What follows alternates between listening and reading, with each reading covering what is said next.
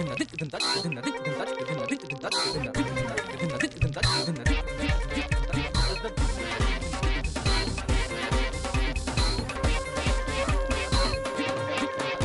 علیکم خواتین و حضرات، سب کچھ حسب حال لے کر حاضر ہے آپ کا میزبان جنید سلیم.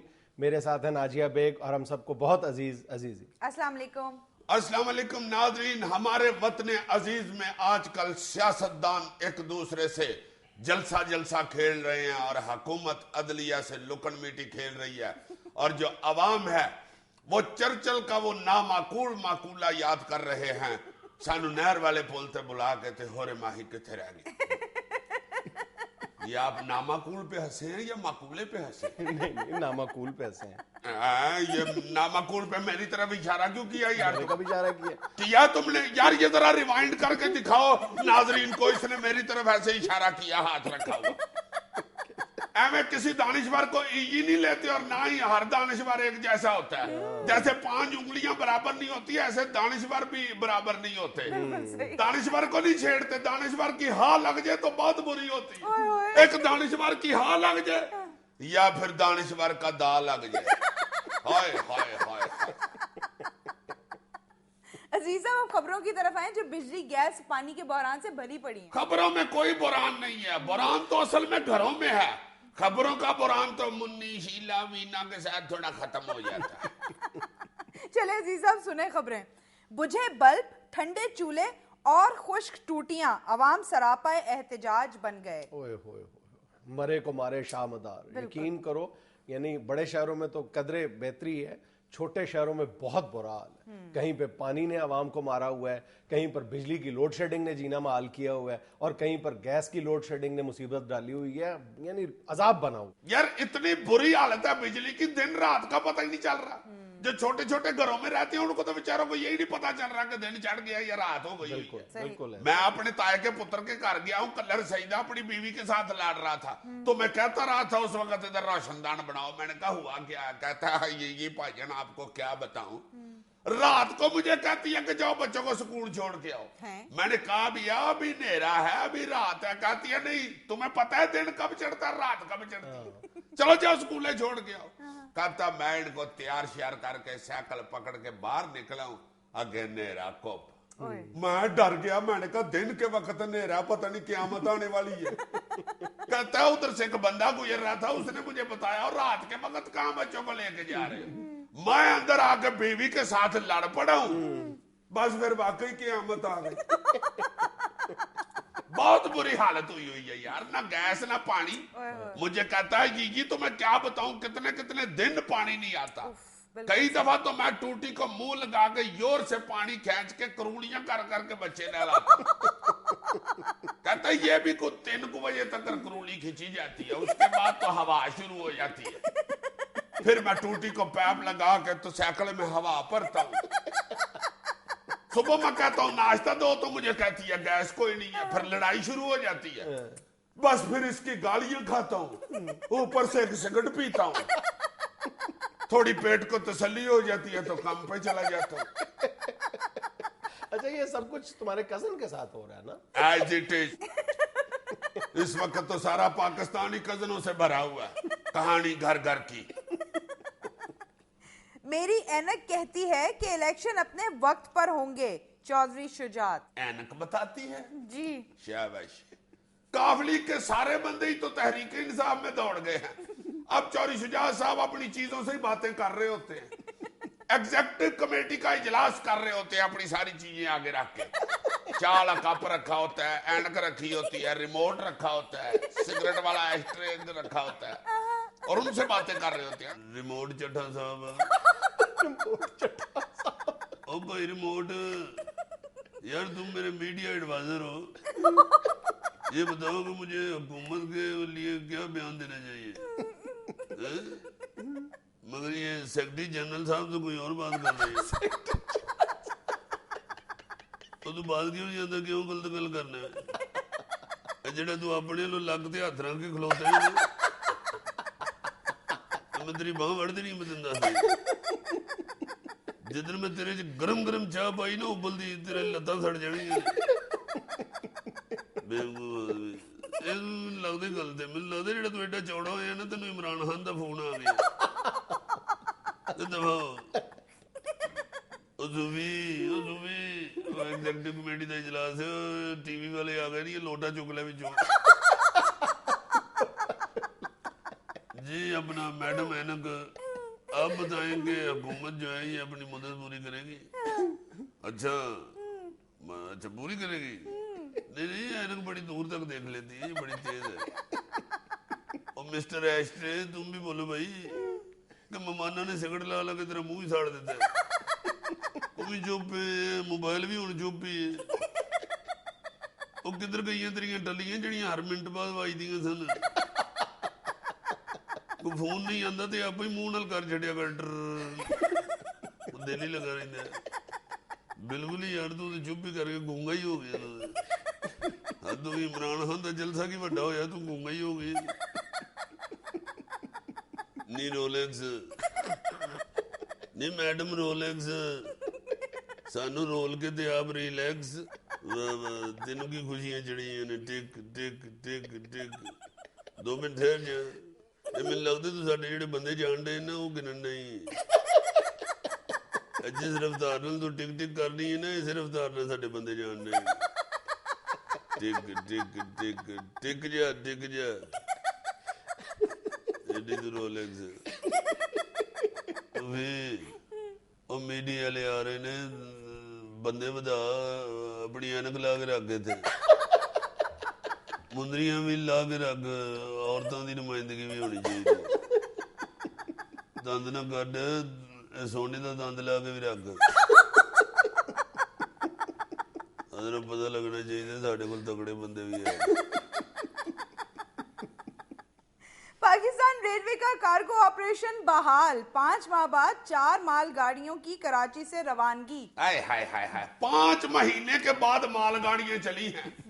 मैंने तो सुना जब चलाने के लिए इनको रेलवे लाइन पे खड़ा किया तो बेचारी उधर गिर गई है। यार तुम हंस रहे हो, कुकड़ को इतनी देर बंद करके खुड्डे में से निकाल के तुम वेड़े में छोड़ो, वो बेचारा उधर ही गिर जाता है। चलना ही भूल गई हुई है मालगाड़ियां तो। मैंने सुना मालगाड़ी ने पहले पूछा काका चलना कहा देते वे, वो फिर जीएम साहब ने बताया कि बीबी ये जो रेलवे लाइन बनी हुई है लोहे की, इसके ऊपर चलना है। हाय हाय मैं मर गई, लोहे पे चलना है। उन्होंने कहा और तुम्हारे लिए इधर फूल बिछा दे। ड्राइवर ने जब हारन बजाया तो गाड़ी के मुंह से निकला पा, मैं मर गई। गाड़ी ने फिर ड्राइवर से पूछा वे मुंडिया हारन ही बजाई जाना है तो 10 जाना किथे वे। ड्राइवर ने कहा मां जी ये जिधर पटरी जा रही है उधर ही जाना है और आपने पैके जाना है। हाय हाय तो ये पटरी तो लाहौर जाती है, लाहौर जाना है। हाँ जी, ना पुत्र ना बत्ती ना गैस ना पानी, मुझे पता कैसे चलेगा लाहौर आ गया है। अब मां जी तभी तो पता चलेगा कि लाहौर आ गया है। मैंने सुना मालगाड़ी बेचारी अगले स्टेशन पे खड़ी हो गई, उसने कहा पुत्र इधर भी बत्ती गैस पानी कोई नहीं, बस यही लाहौर है। यहाँ में लेना एक छोटा सा वक्फा।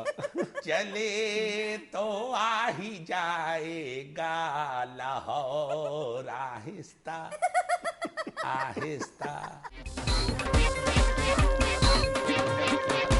वज़ीर-ए-आज़म यूसुफ रज़ा गिलानी का कहना है कि अगर बेनज़ीर भुट्टो जिंदा होती तो आज मैं सदर होता। जरदारी भी मुझे मुल्क का सदर देखना चाहते थे। मैं सदके जाऊं अपने मुर्शद के, मुर्शद पाक देखा जरा मेरे मुर्शद की मोहब्बतें। तुम्हारे मुर्शद ने पता नहीं क्या क्या चैलेंज कर दिया इस एक खबर में। मुर्शद पाक कह रहे हैं कि जरदारी साहब भी उन्हें ही सदर बनाना चाहते थे। नहीं मुर्शद ऐसे ना करें प्लीज। मुर्शद आप वज़ीर आज़म ही ठीक हैं, चूंकि वज़ीर आज़म तो पूरे मुल्क में एक होता है हजूर। तो सदर क्या 15 होते हैं? यार तुम्हें नहीं ना पता, मैंने तो मुर्शद का नाम आते ही तमाल शुरू कर देनी होती है। मैं कहीं बाजार से गुजर रहा हूँ, मस्जिद में ऐलान हो रहा हो कि जनाब अंजुमन आड़तियां के सदर ने कहा है, मैं उधर ही साइकिल सुट के तमाले शुरू कर। मैं कहीं 3 नुकरी ग्राउंड में एज चीफ गेस्ट मैच देख रहा हूँ, उधर पता चले जी अल फतह फुटबॉल क्लब के सदर ने कहा मैं एज चीफ गेस्ट ही तमाले डालनी शुरू कर दूं। वज़ीर आज़म ही ठीक है, मुर्शद पाक सदर ना बने। मन चले लड़के सारा दिन फिर SMS करते रहते हैं। लव यू मुर्शद पाक। बस आप मीना को और बिजली पानी गैस बंद रखे, फिर सदर भी पानी जाएंगे। गलत बात हो गई, बहुत ही गलत बात हो गई। मुर्शद पाक ये नहीं मैंने कहा, ये इसने कहा है। ऐसे कहा। जुल्फिकार खोसा कैफेटेरिया लॉबी और वुज़रा के कमरों में आवाजें देते रहे, कोरम पूरा नहीं हो रहा, इजलास शुरू होने वाला है, आ जाओ। यार वैसे इंतहा है, लाखों रुपए यौमिया खर्च करके इन असेंबलियों के इजलास होते हैं और इन अरकान की गैर संजीदगी का आलम तुम देखो। और देखो तुम वो बुजुर्ग सियासतदान जुल्फकार खोसा साहब बेचारे कमरों में घुस घुस के आवाजें दे रहे हैं। कितना बुरा लग रहा होगा यार। आजो आजो इजलास वाले, इजलास वाले, आजो आजो आजो इजलास वाले, डबल TADA मिलेगा, आजो आजो इजलास वाले, इजलास वाले, शुरू हो गया, आजो आजो आजो इजलास वाले, अगले इलेक्शन में टिकट मिलेगा, आजो इजलास वाले, आजो इजलास वाले। ओ तहरीक इंसाफ की गड्डी में ना बैठना है, लेट जे, आजो आजो इजलास वाले, इजलास वाले, इजलास वाले, ना पीपी दी गड्डी च ना चढ़ना, ਇਹਦਾ ड्राइवर आ जा रे, आज रोटी खा के सौ ਜਾਂਦਾ जे, इधर आजो इजलास वाले, इजलास वाले, काफ लीग दी गड्डी च ना बहना, ना भरनी है ना चलनी है, इधर आजो इजलास वाले, आजो आजो इजलास वाले। चलो बाकी सवारियां आगो चुक लांगे, स्पीकर साहब डबले। बस करें अजीज साहब, अब व्यूअर्स की वीडियोस और तस्वीर की तरफ भी आए। हाँ क्या क्या भेजा दिखाओ ये व्यूअर्स ने आज। ये देखें जी पहली तस्वीर। अच्छा ये इकट्ठा पैकेज है 3 तस्वीरों का, तीनों इकट्ठी दिखा दो। अच्छा ये तुम समझ रहे हो कि जहाज को चिड़ियां चमड़ी हुई है? नहीं, ये PIA का जहाज है, दुराने परवाज पेट्रोल बोक गया, पायलट ने चिड़ियों को तरला किया, ये तका लाना पैना, एयरपोर्ट तक छोड़ के आएंगी।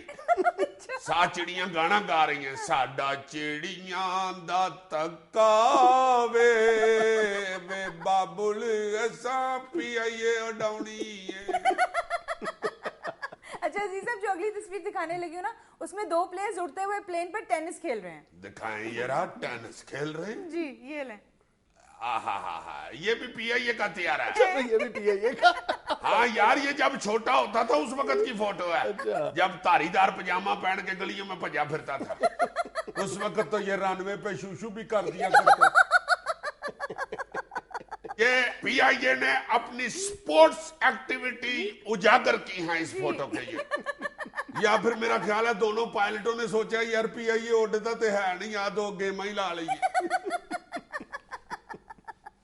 मैं तीसरी तस्वीर के बारे में कुछ नहीं बताऊंगी, आप खुद देख के तबसरा करें। दिखाएं यार।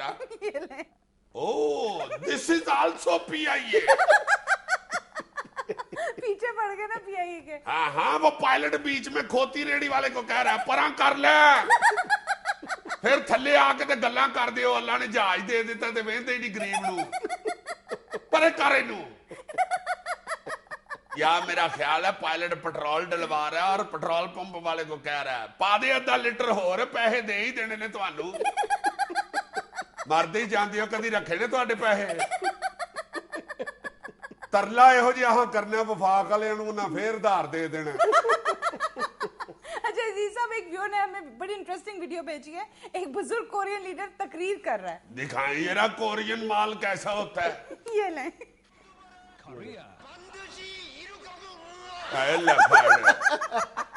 वो बेचारा जोश में आया तो उसका भीड़ ही बाहर आ गया। हाय हाय हाय हाय, ये ना दोबारा दिखाओ, एक दफा दोबारा और मेरे बाल का मासद के जाए। देखो जय बाद में आगे अपना नवा भीड़ गुआ बहने लगा था। लो जी, मेरा ख्याल है इमरान खान ने ये वाला वीडियो क्लिप देखा है, उसके बाद उसने कहना शुरू किया कि नौजवान की आदत को आगे आना चाहिए। अब देखना बुजुर्ग आदमी बेचारा तकरीर करते हुए जी बात में आ जाए, भीड़ नीचे गिर जाए, उसकी आवाज तो ऐसे बदलेगी जैसे टेप रिकॉर्डर के सेल बैठ जाए तो नहीं बदलती। मैं ये कौम को कहना चाहता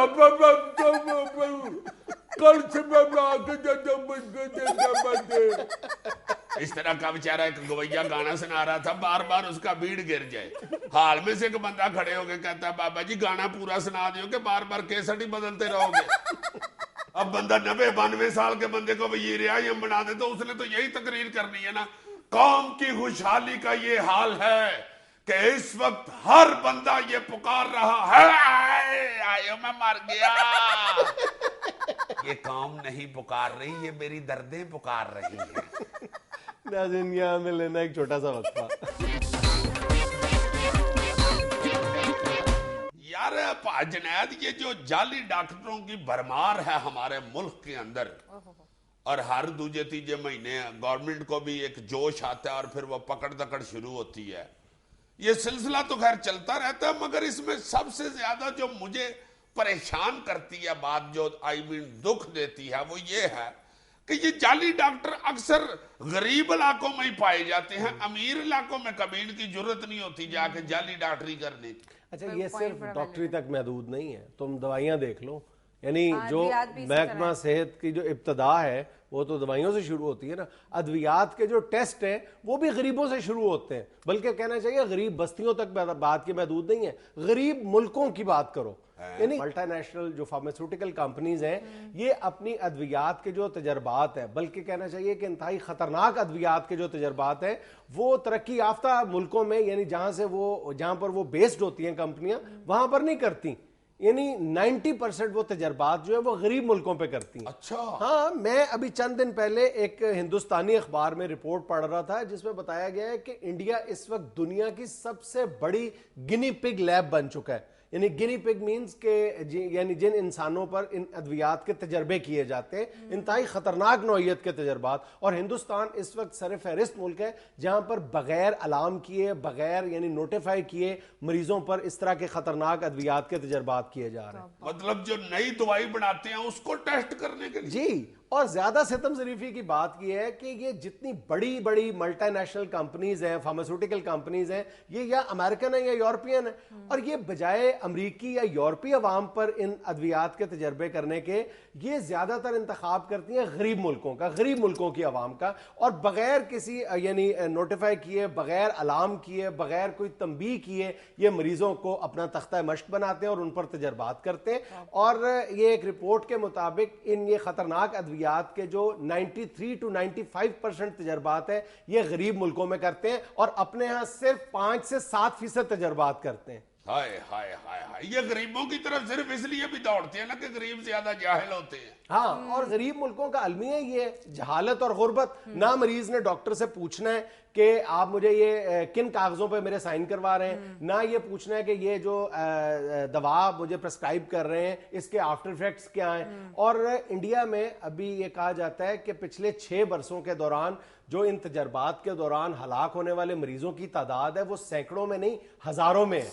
यानी अभी वहां की लोकसभा में जो वजीर सेहत गुलाम नबी आजाद ने बयान दिया है, एडमिट किया है, वो ये किया है कि पिछले 4 बरसों के दौरान 1500 से ज्यादा हिंदुस्तानी शहरी इन तजर्बात की नजर हो चुके हैं। गरीब और जाहिल आदमी बेचारा तो डॉक्टर के साथ बहस ही नहीं ना कर सकता, उसने तो जाके यही कहना होता है कि डॉक्टर साहब वो जो लीली गोली है ना उससे मेरा दिल बैठता है। डॉक्टर भी आगे से कह देता कोई बात नहीं माई, तुम ऐसे करो, तुम लीली गोली छोड़ के तो लाल गोली शुरू कर लो।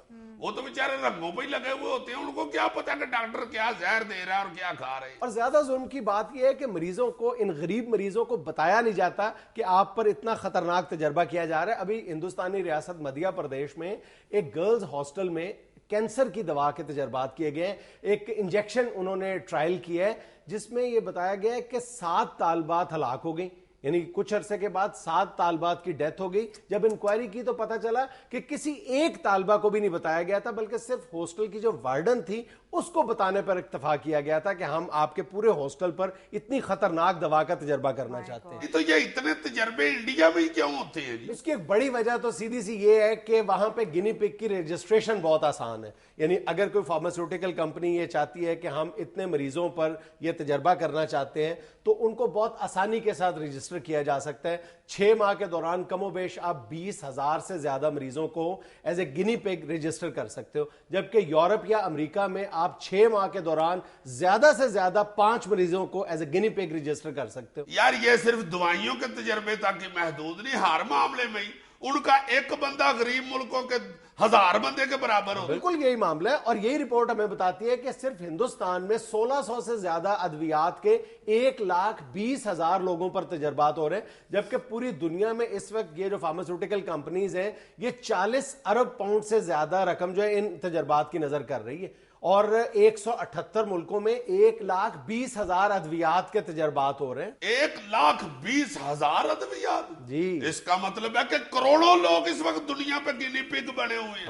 اور میرا خیال ہے وہ مسکینوں کو پتہ بھی نہیں ہوگا کہ ہم پہ کیا تجربات ہو رہے ہیں، ماں سوائے ان لوگوں کے جو ان کے اپنے ملکوں کے ہیں، یورپ کے اور امریکہ کے. ان لوگوں کو پتا ہوگا انگریزی تو بحث ہی بڑی کرتا ہے. No this is not qualified to my body, it is too wonderful, it is oh good.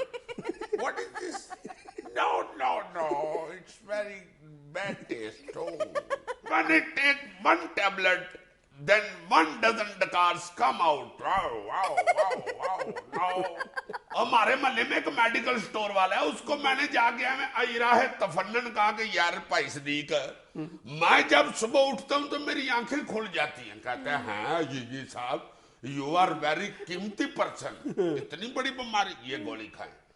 گولی دے دی اس نے مجھے، اور میں دوسرے دن پھر چلا گیا، پھر میں نے یہ راہ تفنن کہا، میں نے کہا یار اس سے تو نہیں بند ہوئی بھائی، پھر کھل نہیں رہی ہے. کہتا اچھا چلے تو دوسری ٹرائی کر لیتے ہیں، یہ لے جناب یہ کھا لے. اور میں نے کہا تمہارا تو اس الیکٹریشین والا حال ہے جس نے اپنا شگرد کھمبے پہ چڑھایا ہوا تھا، وہ اپنے شگرد کو نیچے سے کہتا ہے کہ یہ پیلی تار کو ہاتھ لگانا. اس نے ہاتھ لگایا، کہتا ہے نہیں ہے کرنٹ. چھوٹا کہتا ہے نہیں استاد جی. کہتا ہے پھر لال کوڑا لگانا اس میں ہے. اور میں نے کہا تمہاری پہلی گولی سے اگر مجھے گاش پڑ جاتا تو پھر کیا ہوتا ہے. ناظرین یہاں میں لینی ایک چھوٹی سی کمرشل بریک. جناب محترم قبلہ مسٹر جنید صاحب، یہ جو آپ نے پرانی یادوں کا سلسلہ شروع کیا ہوا ہے، لوگوں کو آپ سناتے ہیں کہ پرانی باتیں کیا کیا ہوتی تھی، کیا گیمیں ہوتی تھی پرانی، اور کیا ماحول ہوتے تھے، اور کس طرح منجیاں ڈا کے کوٹھوں پہ سویا کرتے تھے. اس سلسلے میں آپ نے شادیوں کا ایک آدھ دفعہ ذکر کیا ہے، مگر وہ ذکر نہیں کیا جو ہونا چاہیے. کیوں یار یہ بچی کی شادی جو ہوتی ہے، جو کہ ایک عزت کا مسئلہ ہوتا ہے. تمہیں یاد ہے کہ پرانے وقتوں میں کسی محلے میں یا پنڈ میں ایک بچی کی شادی ہوتی تھی تو وہ صرف اس گھر کے لیے عزت کا مسئلہ نہیں تھا ہوتا، پورے پنڈ کے لیے یا پورے محلے کے لیے عزت کا مسئلہ ہوتا. یعنی ایک گھر میں شادی ہوتی تھی تو پورا خاندان اور پورا محلہ اسے اجتماعی ذمہ داری تصور کیا کرتا تھا. ہائے ہائے اللہ لو کہ مجھے اچھی طرح یاد ہے کہ گاؤں میں کوئی شادی ہوتی تھی نا جی، پہلے تو یہ سن کے بڑا مزہ لوگی تم کہ کبھی کوئی یہ نہیں تھا کہتا کہ فلانے کی بیٹی کی شادی ہے. نہ ہماری پنڈ کی بیٹی کی شادی ہے. جی جناب پورے پنڈ کی وہ بچی ہوتی تھی، بیٹی ہوتی تھی. پھر کوئی یہ نہیں تھا کہتا جی کہ یہ جناب اختر صاحب کا دماد ہے یا یہ سرفراز صاحب کا دماد ہے. نہ یہ کہتے تھے جی یہ ہمارے پنڈ کا دماد ہے. اور پھر جس گھر میں شادی ہوتی تھی کسی بچی کی، پورے گاؤں والے اس کی مدد کے لیے، ہیلپ کے لیے شروع ہو جاتے تھے.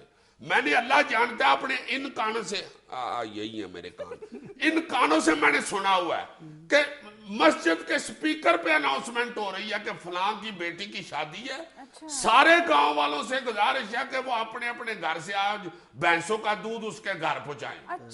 وہ جی 3-4 من دودھ اکٹھا ہو جاتا تھا اس کے گھر میں، کیونکہ پہلے تو خاطر مدارت ایسی ہی ہوتی تھی نا جی، برات والوں کو دودھ پلا کے یا مہمان جو آتے تھے ان کے لیے چائے بنانی، پھر صبح ناشتے میں چائے وائے دینی، کھیر بنانی، پھر اس کے بعد سبزی کے لیے گاؤں میں سبزیاں جو اگائی ہوتی تھی جنہوں نے، اور پھر چاول دینا شروع ہو جاتے تھے. کوئی 20 کلو چاول دے گیا، کوئی 15 کلو چاول دے گیا، کوئی 10 کلو چاول دے گیا. اس کے پاس 2-3 من چاول اکٹھے ہو جاتے تھے.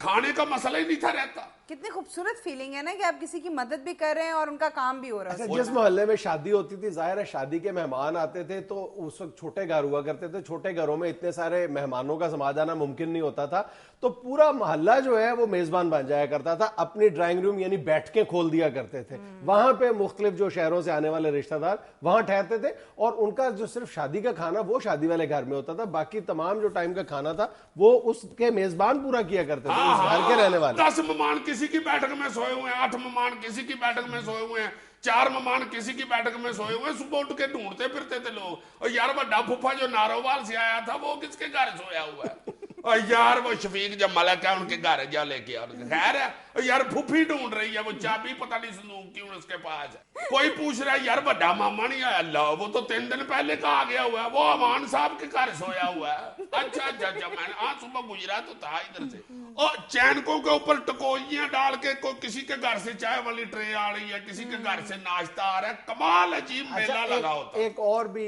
یعنی ایک دوسرے کی مدد کرنے کے حوالے سے یہ بھی تھا کہ یہ جو سلامیاں دینے کا رواج ہے آج تو اس کی شکل بدل گئی ہے نا, یہ پبلک ریلیشننگ کا ذریعہ بن گیا. یعنی بڑے بڑے افسران کی شادیوں پہ آپ زیادہ قیمتی تحفے دیتے ہیں, زیادہ سے زیادہ سلامیاں دیتے ہیں, ہیرے کے سیٹ, سونے کے سیٹ. لیکن یہ سلامیاں دینے کا بھی بنیادی مقصد یہی ہوتا تھا کہ شادی والا گھر ہے اس پر مالی بوجھ نہ پڑے اور اس کے جو بوجھ ہے اس کو بانٹ لیا جائے, اس لیے سلامیاں سارے دیا کرتے تھے. ہاں پیچھے کا بندہ کاپی پینسل لے کے کھڑا ہوتا تھا. اب بھی کہیں وہ منشی نظر آتا ہے بیچارہ, ورنہ زیادہ منشی ریٹائر ہو گئے ہوئے.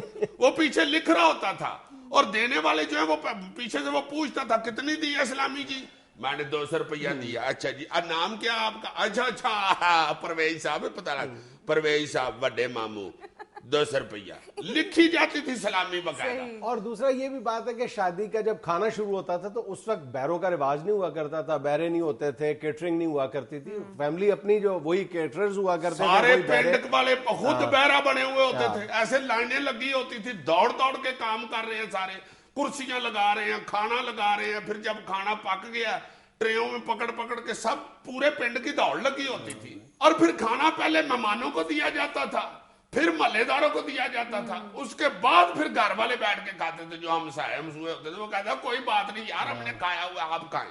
مہمانوں کی اس طرح سارا پنڈ خدمت کر رہا ہوتا تھا. اور سب سے اہم بات یہ صرف سلامیوں تک ہی نہیں ہوتا تھا, شادی کا جب پتہ چل گیا تھا نا 2 3 مہینے پہلے, تو لوگ آ کے گھروں سے, عورتیں آ کے, بندے آ کے پوچھتے تھے کہ یار کوئی چیز کام تو نہیں جہیز کو خریدنا تو بتاؤ ہمیں, پکھا لے لیا, چلو پھر پکھا میری طرف سے رکھ لو, کوئی بات بڑی زبردست کنٹریبیوشن. کوئی واشنگ مشین لے کے آ رہا ہے, کوئی فریج کو لے کے آ گیا تگڑا بندہ. بڑی سلامی اور بڑا جہیز اکٹھا ہوتا تھا. کئی تگڑے گھروں کی تو میں نے ایسی شادیاں بھی دیکھی ہیں کہ لڑکے کو اتنے پیسے ہو گئے ہیں سلامیوں میں کہ اس نے پھر 20-25 پینٹ کوٹ سلوا لیے. اور کئی لوگوں نے سلامیوں سے سکوٹر وغیرہ بھی خریدے ہوئے ہیں.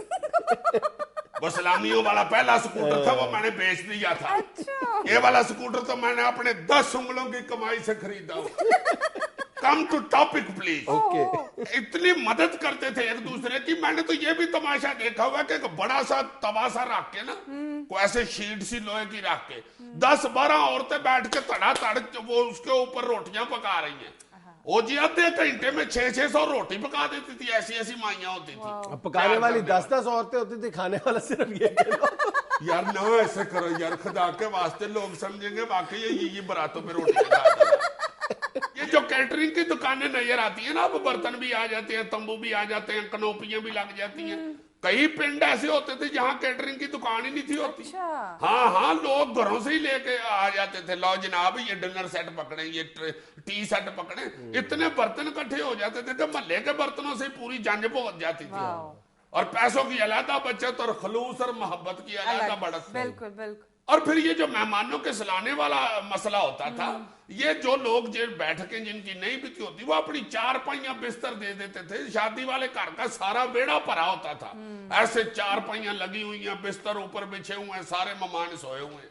اور پھر کھانا کھاتے ہوئے سب سے اہم مسئلہ یہ ہوتا تھا کہ دیگ پہ بٹھانا کس کو ہے جس نے برتانا ہے. وہ سب سے زیانہ بندہ ہوتا تھا. وہ یا زیادہ سے زیادہ بڑا تایا ہوتا تھا یا وہ پھپھڑ ہوتا تھا. وہ بیٹھتا تھا, وہ دیگ برتاتا تھا. وہ اتنا عقل مند ہوتا تھا کہ وہ سالن یا روٹی کٹنے نہیں تھا دیتا, کم نہیں تھی پڑتی, وہ پورا کر دیتا تھا.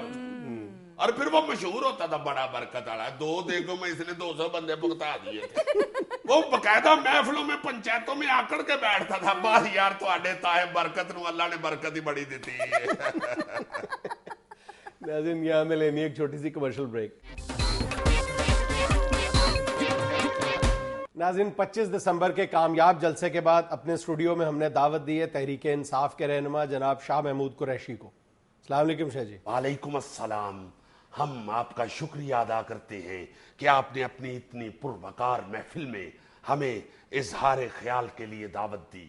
भाई अब हमने तो इजहार तशक्कुर कर दिया, अब आपका भी जमहूरी फर्ज बनता है कि आप आवाम की आवाज के साथ 15-20 मरतबा ये सच की आवाज बुलंद कीजिए, मेरा वजूद तेरा वजूद शाह महमूद शाह महमूद, मेरा वजूद तेरा वजूद शाह महमूद शाह महमूद, बाकमाल बाशोबूद शाह महमूद शाह महमूद। शाह साहब, बाशो बूद नहीं, बूदो बाश। मेरे दोस्त, मैं बसदे एहतराम आपसे ये अर्ज करना चाहता हूं कि अब टीवी के टॉक शोज में शाह महमूद की उर्दू दुरुस्त होगी। मैं बड़े एहतराम के साथ कहूंगा कि ये ऐसे ही है जैसे आप मर्सिडीज की ट्यूनिंग पब्बे चुगियां से करवा लें। मेरे भाई, रेख्ता के अल्फाज तो शाह महमूद के सामने हाथ बांध के खड़े होते हैं और इल्तिजा कर रहे होते हैं कि शाह जी हुक्म कीजिए, मुंह से निकलना है या दाढ़ों पे ही बैठी रहना है। जुनेद भाई, एक दफा हमारे एक मुरीद ने हमें सवाल दाग दिया, कहने लगा शाह जी जरा इसका उर्दू तर्जुमा तो बताइए, रब्बा दितियां गाजरा तू रंबा विच ही रख। हमने कहा अब ये मुरीद हो के मुर्शद का इम्तिहान लेते हो, ये कौन सा इतना मुश्किल काम है।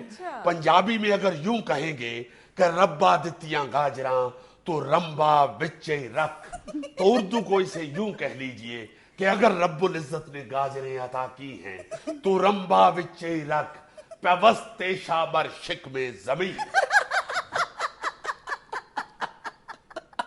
वो इतना मासूम भोला भाला आगे से कहने लगा आमीन। हमने कहा अबे नादान, हमने दुआ नहीं करवाई, हमने तो तुम्हारा पंजाबी मुहावरा उर्दू में समो दिया है। तो बात हो रही थी नारों की, तो जब नारे शुरू हुए तेरा वजूद मेरा वजूद शाह महमूद, तो बात बढ़ते बढ़ते कहां की कहां निकल गई। तो उसी मजमे में एक मन चला कोने से आवाज बुलंद करने लगा, चिट्टा दुआना लाल अमरूद शाह महमूद, छोटी रग बड़ी गुदूद शाह महमूद, खट्टा दही और पाटा दूध शाह महमूद। हमने कहा अबे ओ नादान, ये दूध दही की दुकान नहीं है, ये शाह महमूद का जलसा है, ये तहरीक इंसाफ का जलसा है, और तहरीक इंसाफ इंसाफ करने वालों की जमात है, और इंसाफ ये नहीं है कि एक गरीब हलवाई का दूध फाड़ दिया जाए। और हम इनकलाब चाहते हैं, हम तब्दीली चाहते हैं। तब्दीली और इनकलाब तभी आएगा जब इंसाफ का तूफान आएगा, और ये इंसाफ का तूफान आ चुका है, बनिया तो कपड़े लाल वो। वैसे तहरीके इंसाफ का तूफान तो है, और आपके मुखालिफिन को भी सांप सूंघे। आपको अंदाजा नहीं है जुनैद सलीम साहब कि किस तरह इन लोगों को हम पे वट है इस वक्त। वही लोग जो हमारे पार्टी से निकलने के बाद कहते थे कि सो वट, आप यकीन कीजिए कि अब उनके पेट में 100 वट फिर रहे हैं। और अभी उन्हें अंदाजा नहीं कि जब ये वट में वाव लगेगी तो ये वोट बन जाएंगे, और जब ये वोट हमें पड़े तो इनकी वाट लग जाएगी। जी वैसे तहरीके इंसाफ ने मुखालिफ जमातों में डंट तो डाला है। अबे डंट नहीं, डंट ना कहिए इसे, डंट ना कहिए इसे, ये मगोरा है, मगोरा जो बुनियान में पड़ जाता है। मगोरा, और मगोरा वो चीज होती है जो छोटा नहीं होता, बढ़ता ही चला जाता है, और फिर एक दिन वो आता है कि बुनियान नहीं रहती, सिर्फ मगोरा रह जाता है। चलिए, तहरीके इंसाफ की इतनी मकबूलियत, इतनी तेजी से डेवलपमेंट्स कैसे हुई हैं? भाई ये शाह महमूद ने तहरीक इंसाफ में एक नई रूह फूंक दी है, जैसे गरीब आदमी 3 मिनटी सिगरेट नहीं फूंक देता। नहीं शाह जी, वैसे आपके आने से तहरीके इंसाफ वालों को बहुत ज्यादा हौसला और तकवीयत मिली है, लेकिन मसाइल भी कई खड़े हो गए। अब लोग पूछते हैं कि वजीर आजम कौन होगा। अरे भाई, मैं आज आपकी वसातत से अपने चाहने वालों को, तहरीक इंसाफ के कारकुनों को ये बात वाजे कर देना चाहता हूं कि इस पे हमारा भाई कोई झगड़ा नहीं। अच्छा। जो पार्टी फैसला करेगी وہ ہم سب کو قبول ہوگا، اور اگر بات ٹاس تک پہنچ گئی تو فابیا، اچھا اگر ہیڈ آیا تو ہم وزیر اعظم بن جائیں گے، اور اگر ٹیل آئی تو شاہ محمود وزیر اعظم بن جائیں گے۔ تو عمران خان صاحب کہاں گئے؟ وہ بھی ادھر ہی ہیں، فکر نہ کیجئے۔ اگر سکہ کھڑا ہو گیا تو وزیر اعظم عمران خان ہوں گے۔ ڈونٹ لاف، ایک ڈیموکریٹک آپشن اور بھی ہے۔ وہ کیا؟ وہی اکڑ دکڑ پمبے پو 80 90 پورا 100، تو جس پہ 100 آئے گا، جس پہ 100 پورا ہوگا، وہ بن جائے وزیر اعظم، ہمیں کیا۔ اچھا چلے، اگر عمران خان صاحب سیکریفائز کر بھی دیتے ہیں تو پھر آپ میں اور جاوید ہاشمی صاحب میں ٹائی ہے، پھر کون وزیر اعظم دونوں میں سے بنے گا؟ دونوں ہی مشہور، دونوں ہی ملتان سے۔ تو بھائی ملتان کا تو سوہن حلوہ بھی مشہور ہے، اسے وزیر اعظم بنا دیجئے۔ ذرا سوچئے کتنا برا لگے گا کوئی جا کے کہے گا کہ 2 ڈبے وزیر اعظم دینا، اور پھر اس سے بھی زیادہ برا یہ لگے گا کہ وہ آگے سے کہے کہ وزیر اعظم بک گیا۔ اور یہ یاد رکھیے، تحریک انصاف نہ بکنے والوں کی جماعت ہے اور نہ جھکنے والوں کی جماعت ہے۔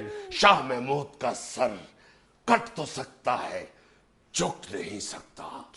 شاہ محمود جھکتا نہیں، شاہ محمود کے تو گٹے پہ خارش ہو تو شاہ محمود جھکتا نہیں، دوسرے پاؤں کی ایڑی اس گٹے پہ رگڑ لیتا ہے۔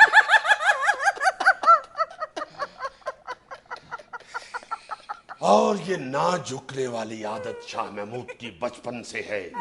لڑکپن میں جب میں بالکل لڑکا تھا، شاہ محمود کی اٹھنی زمین پر گر گئی۔ شاہ محمود نے جھک کے اٹھنی اٹھانی گوارا نہیں کی۔ حالانکہ میں جھک سکتا تھا، میری ملکیت تھی، میری اٹھنی تھی، میرا حق بنتا تھا میں اسے اٹھاؤں، مگر جھکنا شاہ محمود کی سرشت میں نہیں ہے۔ شاہ محمود نے وہاں سے گزرتے ہوئے ایک شخص سے کہا کہ بھائی صاحب، یہ آپ کی اٹھنی گر گئی ہے۔ اس شخص نے جب جھک کے اٹھنی اٹھائی اور سیدھا ہوا تو شاہ محمود نے اسے پکڑ لیا، نکال میری اٹھنی۔